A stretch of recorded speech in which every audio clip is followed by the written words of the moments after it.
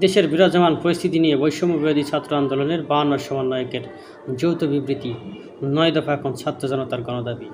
প্রিয় দেশবাসী, আপনারা জানেন, দেশে কোটা সংস্কার আন্দোলনকে কেন্দ্র করে সরকার সাধারণ শিক্ষার্থীদের উপর নির্যাতনের স্টিম রোলার চালিয়ে যাচ্ছে। ইতিমধ্যে প্রায় ৩ শতাধিক ছাত্র জনতাকে হত্যা করা হয়েছে, কয়েকজন সমন্বয়ককে গুম করে ফেলা হয়েছে। অন্যতম সমন্বয়ক আসিফ মাহমুদকে গত ৫ দিন ইঞ্জেকশন দিয়ে সেন্সলেস অবস্থায় গুম করে নির্যাতন করা হয়েছে এবং আজকে চোখ বাঁধা অবস্থায় উদ্ধার করা হয়েছে।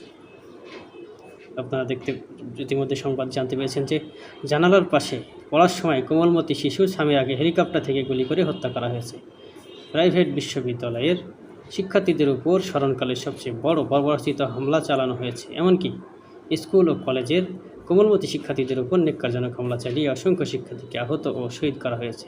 এই অবস্থায় আমরা দ্রাত্যহীন ভাষায় বলতে চাই, শুধুমাত্র আন্দোলনের অর্থাৎ আদালতের রায় ও প্রজ্ঞাপন দিয়ে কোটা ব্যবস্থার সংস্কার করে সরকার দেশব্যাপী চালানো গণহত্যার দায় এড়াতে পারে না।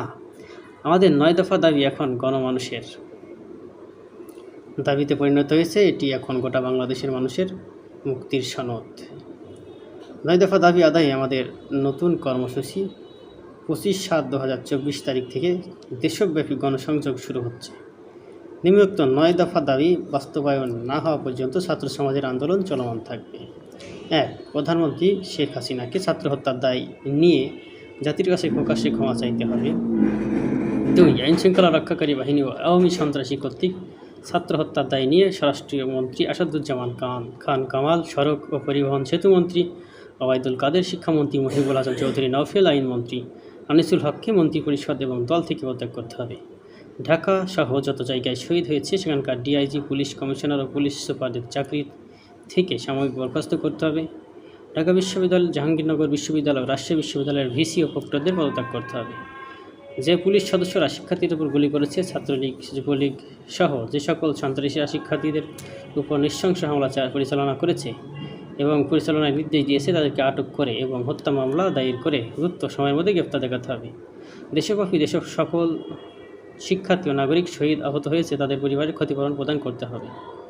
৭. ঢাকা বিশ্ববিদ্যালয়, জাহাঙ্গীরনগর বিশ্ববিদ্যালয়, চট্টগ্রাম বিশ্ববিদ্যালয় ও রাজশাহী বিশ্ববিদ্যালয়ের সকল শিক্ষা প্রতিষ্ঠানে ছাত্রলীগ নামক সন্ত্রাসী সংগঠন সকল দলীয় লেজর ভিত্তিক ছাত্র রাজনীতি নিষিদ্ধ করে ছাত্র সংসদকে কার্যকর করতে হবে। অবিলম্বে সকল শিক্ষা প্রতিষ্ঠান ও হলসমূহ খুলে দিতে হবে। কোটা আন্দোলনের সাথে সম্পৃক্ত শিক্ষার্থীদের একাডেমিক ও প্রশাসনিক কোনো ধরনের হয়রানি করা হবে না মর্মে অঙ্গীকার করতে হবে। বার্তা প্রেরক আব্দুল হান্নান মাসুদ, সমন্বয়ক, বৈষম্য বিরোধী ছাত্র আন্দোলন। আপনারা বিষয়টি